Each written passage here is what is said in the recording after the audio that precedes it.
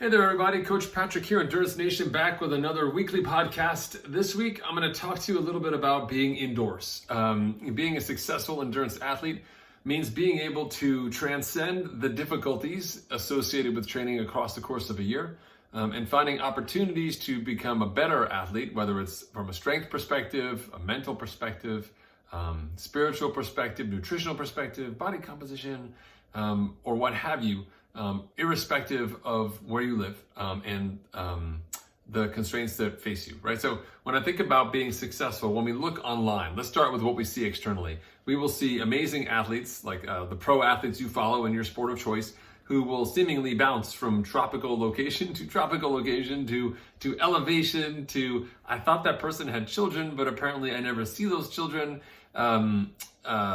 Settings and train, and I think internally we get a lot of sort of mixed messages about that. We say like, oh, I can't, the voice in the back of our head, the tiny little angry little voice will say things like, well, how can I be successful? Look at this person, they've got this lifestyle, or they have these means that I don't have. I can't possibly be as successful as them, and that couldn't be further from the truth.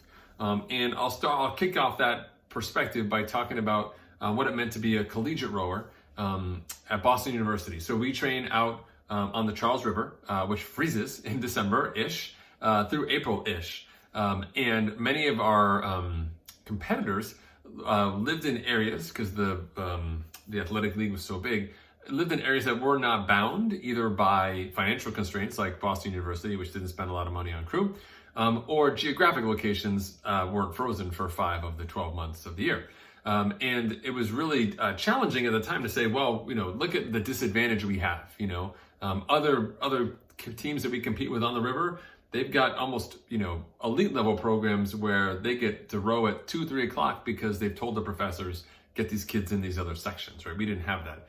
So we had to row, we had to be in the boathouse at 4:45 in the morning, Monday through Friday, because we didn't get to do that. I did a lot of sleeping in class. But the real important point here was, even though other people could train year round and they could be outside, there were benefits to us training indoors, doing teamwork with the circuits that we did called the Worcester circuit, which is an hour of pain, doing indoor erg workouts that made us stronger, more so than just being on the water.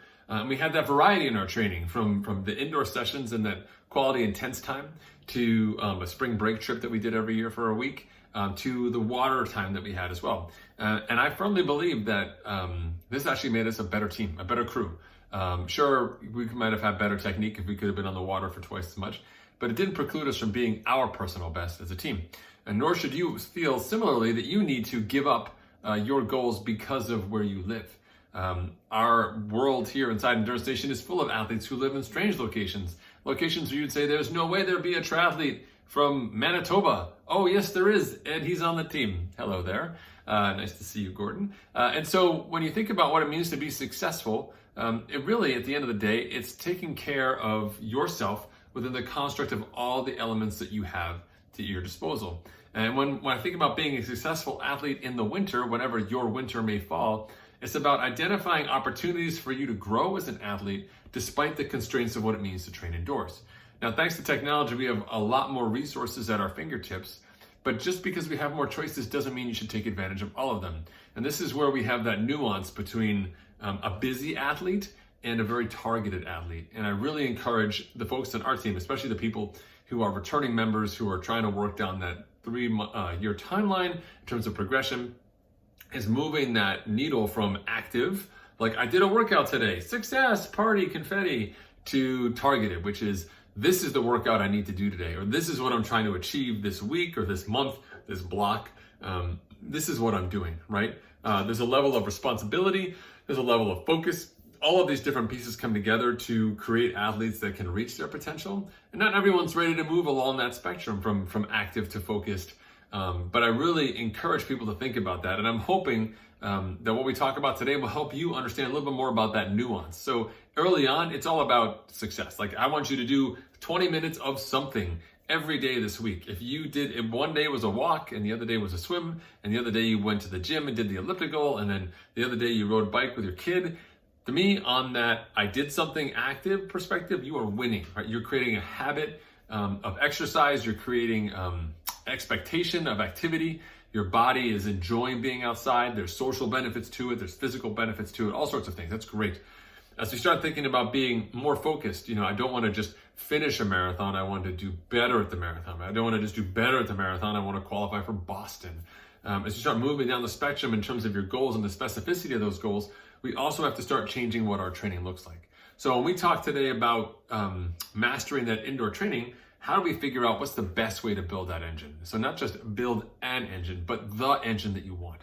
And so what I recommend doing first and foremost is stepping back and saying, what are you really looking to get out of the season? How would you define success? So we look back on this year, next year, future you looks back on current you and says, is this person pointed towards the goals that they want? What are those goals? What we look back on and say this year was a success? Was it you ran so many miles? Was it you did so many events? Was it you did an event in a certain time or a distance in a certain time? Was it you tried a new event and that's your success? Whatever that success is, get it out there, like capture it so you know what it is. The more clear you can be, the more specific you can be about that success, the higher the likelihood that we'll be able to actually do something about it. And so setting those goals can be challenging and they can evolve over time for sure. Hopefully, if you thought about just doing a century and then eventually you said, I want to do 2 centuries and you said one of them I want to do under 6 hours, hopefully it's all in the same genre, right? We're not just saying like, I want to do a century and I want to hike Kilimanjaro and I'm going to start my own rocket ship company. Those may be a little disparate and conflicting in some way, shape or form, right? So at least maybe in your first time through this, you do it a little bit more, with a little more intentionality, I guess, than anything else. All right. So, I really recommend you start off with that macro level. You got to know what your goals are. We talk about it all the time, but it's really helpful because having those goals drives everything else. Like, why am I getting up on a Tuesday in the freezing cold weather to go for this run? I'm doing this run because it ties to this. And that driver is my motivation to do this work. If I'm having conversations every day about just that individual training session, I'm not as compelled to do something about it. But when I have an outcome, I am, right? Like, do I want to sit around every afternoon and help children all around my town with their homework? Well, not really. I mean, I'm a good person, but not really, no. But will I help my own child? Well, yes, because I have like a vision for where she'll be. She has goals related to what she wants to do.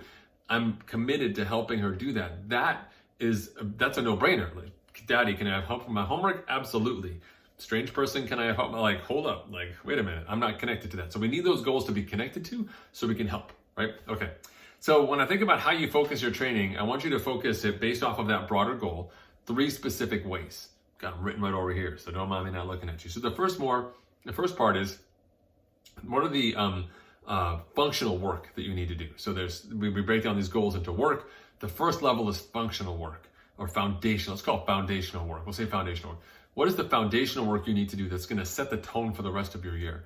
And for an endurance athlete, this happens in a couple different areas. One easy way to do it is think about sort of core or functional strength, which is where the functional came from. Sorry about that. Something like that is a resource that you can use all year. And the sooner you can start it, the better off you'll be because you'll have more under your belt. The more of a habit it will become, and it's easy to do in the winter when we're not doing lots of other training. So getting something like a core streak going, 5 minutes a day, Monday through Friday, whatever it is, let's start that going so we get it going. That's just a no-brainer. That's a net positive at the end of your year. Whether you did it for 2 months or 4 months or 6 months or the whole dang year, that's still a net positive. Another element that we think about that's foundational is durability. What steps can we take now with your indoor training, with your winter training to make you a more robust athlete, to handle the future training load? People will often focus on the short term, like I was fast or not fast in this workout. This workout felt easier, this workout felt hard. Or I was really tired after this workout, or I was really not tired at all after this workout. And they're really sort of focused on the micro pieces. But from a macro level, as a coach, as your coach, as a guide to you, really want you to think about how is this work preparing me for the work I'm going to do later, right? So we have inside Endurance Nation what we call a race prep period, which is essentially 12 weeks to your big race. Everything you do before those 12 weeks is designed to prepare you to handle those 12 weeks. We are not training, if you're doing a race at the end of August, we are not training for that race in January. I am training in January to do the work you need to do in April, to be ready to do the work that you have to do in July to be ready for your race at the end of August. It's broken down into chunks, the way we operate in terms of setting up your season inside Endurance Nation. And it also helps you do a better job of knowing what's the most important work to do now and understanding how it's all connected. So this durability work is really important. the longer we can keep you healthy, the longer we can have you training so that you don't have that stop, so you can handle the movement from a 30-minute run to a 45-minute run to eventually an hour and a half or 2-hour run or beyond, depending on the event that you've chosen, is really, really important.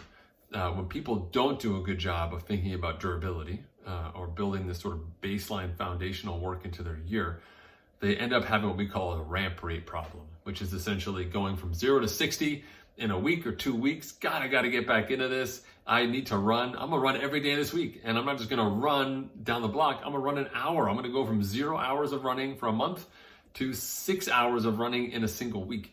Your body's not going to like it. It's gonna push back unless you're like 18 years old and you're totally fine, right? So for most of us, you're gonna feel it. And there's a negative consequence to that. Just as you're starting to get excited about everything, you gotta back off because now you have a whole host of problems. So that durability work becomes really important. So what can you do durability wise? And these two elements, to me, this foundational work's really important in the winter because you can do these anywhere. So core strength, you can do at home, you can do it at a gym, you can do it at your lunch break. That's easy, right? Core strength, not hard to do, very simple, very easy. You can always find stuff online in terms of resources for that. Durability work, same thing. We think about durability inside Endurance Nation primarily around running durability. Well, running durability is 1 or 2 miles a day. That's very easy to do. No matter how cold it is outside, you can run a mile outside. You can bundle up and get it done, except for Gordon up in Manitoba. You do you, brother. I'm not gonna tell you when you should run outside. But you can also get to a treadmill. You may hate treadmills, but 2 miles on a treadmill, 15, 20 minutes on a treadmill, you can suck it up. You can get it done, right? I'm not saying spend 2 hours on a treadmill. That's next level type stuff. But you can get those 2 miles done. And those are easy types of workouts that compound across a season and lay the foundation. Again, foundational work, lay the foundation upon which we can be successful. So that's the first order of business here. And those are the easiest things to implement when we think about making the most of your indoor training, okay?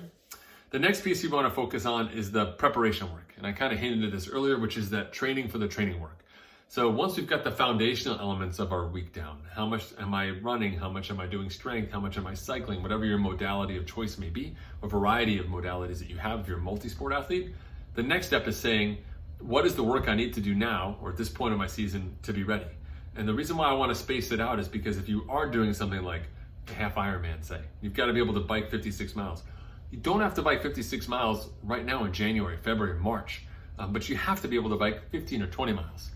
Well, that's really doable. We can do 20 miles. We can do 20 miles inside. We can do 20 miles on a trainer. We can break that up for you. You know, we want to get to eventually to a place where we're doing 50 or 60 miles in a week. That's 2.5, sometimes 3 cycling workouts in the course of a week. How do we set that up? All of those pieces are very manageable pieces, but they are the stepping stones to which we will be successful later in the year. So that's the next order of business, is to say, of the priorities you have around your goals, if you're looking to just finish that marathon, once we've got this foundational work in place, the next step is this preparation work. How much should I be running a week? How many times should I be running a week? What does that look like so that you can get towards that marathon goal? And all of this is baked into our training plans for you, but it's something that I want you to think about as a self-coached athlete is, you know, once I've got this foundational work done, am I doing the work that's going to prepare me? Not the work that gets me ready to race, because we are nowhere in that race space right now. We're doing the work that's going to prepare me, right? And the reason why this is important, a couple of things. One is expectations. People have a really tough time balancing where they are now versus where they want to be. You're much better off taking where you are now and being 2% better than that, or 3% better, or 5% better. If you can be 5% better at running every week by the end of 3 months, you're significantly better, right? It gets harder to have those gains over time, but that makes a big difference. And it's all relative, because you can see that next week you are faster than you were this week. That's great. You're still nowhere near a race, but we'll get there. But if you're just focused on that race, every workout then is a chance for you to say, I'm not that fast yet. And the next day, still not that fast. And it's not going to appear like you're getting any faster. And your opportunities to lose interest, to fade out, to walk away from achieving those goals go up exponentially. So we want some of that interim focus for you, which is really important. The other piece of it too is if we break those important blocks of a goal and the training related to a goal down, we can become successful within a small space. So for me, I do this a lot with my running.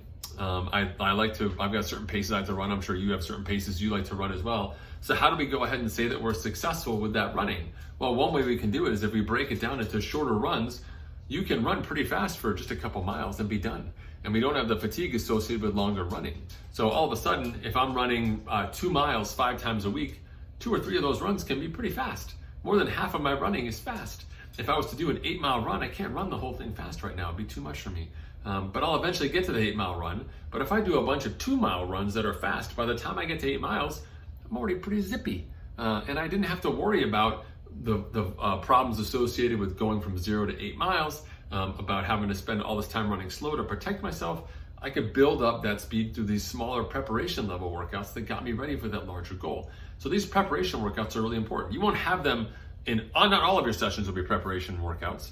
Not all of your sessions will be focused towards that goal. Some of them are just important foundational elements, right? But there will be some key workouts. Again, we go back to that marathon example. If you've got that goal of finishing that marathon, then we've got specific run workouts we're trying to do now around weekly volume, around weekly run frequency. They're going to set you up to be successful. So we can be really intentional with this preparation work that's going to get you ready. Okay? All right. And then the third and final component here to sort of maximizing that indoor time for you, is thinking about the critical work. And this comes last because I put it last because people want to put it first. So what's the most important thing you need to do, and what are you doing to work towards it? So in the context of this marathon example that we're running with right now, if you want to do that marathon, say you want to do it under 4 hours, you've got to be able to run a certain pace for 4 hours or 3:59:59 to achieve your goal. The most critical thing you can do is to be ready to run that pace. So spending time at that pace and spending time at running faster than that pace is really important. So we're not going to start running at that pace right now. We're still doing the foundational work, that preparation work, right? But this critical work will come. And so how do we start chipping away at getting ready for that critical work, right? So one level, the run side of things, is we can start working some of that shorter, faster training in now. We can get used to running fast in these short bursts of training, just once or twice a week, just as sort of a bridge to that, right? You may have a goal of running X minute miles or X minute kilometers, but let's get out there and can you run 1 kilometer at that pace? How does that feel? Where are you? How are we connected between where you are now and where you want to be? We can take a small incremental step in that regard. If there's other things you need to do to achieve that speed, for example, if we want to run that fast, it's possible that perhaps focusing on body composition may unlock future speed for you, right? They say a pound is worth 4 to 6 seconds per mile in an open marathon. If you've got 10 pounds to lose, that's 40 seconds. That could be up to a minute per mile. That could be 20 to 26 minutes of time off your marathon if you can lose those pounds. Excuse me. So let's focus on that. That's a critical lever, and we can do that now. We can build some good habits now that are going to set you up to be successful later. We can't really start working on body composition in those last 8 weeks to your big race. At that point in time, the volume's super high. You need those calories. You need the glycogen. We can't starve you. Performance does not come from that level of restriction, but that critical type of work we can do now. So step back and identify, based on those goals that we set, what are some of the critical things you can start working on now to create some important habits we can start walking through the process of being successful. When I work with my coachee and athletes and we talk about doing long course triathlon, which is what most of them are involved in, there's a lot of looking right now around bike fit, dialing in technique. I want to get that stuff done now in the winter so that you have the maximum amount of time to spend on a well-fit bike to run with excellent form. If I wait until June or July to do that before your August or September race, you're only going to have 2 months or 2.5 months with that change. It's not really enough time to adapt. And we won't know if it's going to have the outcome that we really want in terms of the impact upon your goals. If I can start at that now, if I can prioritize that now, because it's critical that we get that dialed in so we can be successful later, I'm going to do that now. So as you think about your own season and you think about what it means to be successful and you're worried about maximizing this indoor training, don't just say, I can't just get on a plane and go to Colombia and run in the mountains. I can't just get on a plane and fly to Mallorca and ride my bike. What you can do is make sure that the training that you are doing indoors is not only targeted, but it's doing the right work on all 3 levels. On that foundational level to get you ready for a successful year to be durable and strong. On that preparation level to make sure that you're doing that incremental work that's going to build you to be ready to do the race preparation training later in the season. And then finally, that you're doing some amount of work, 10%, 15%, 20%, that's identifying and targeting some of those critical areas that we can change now. Large downstream impacts specifically on the goals that you set and defined as success for your season.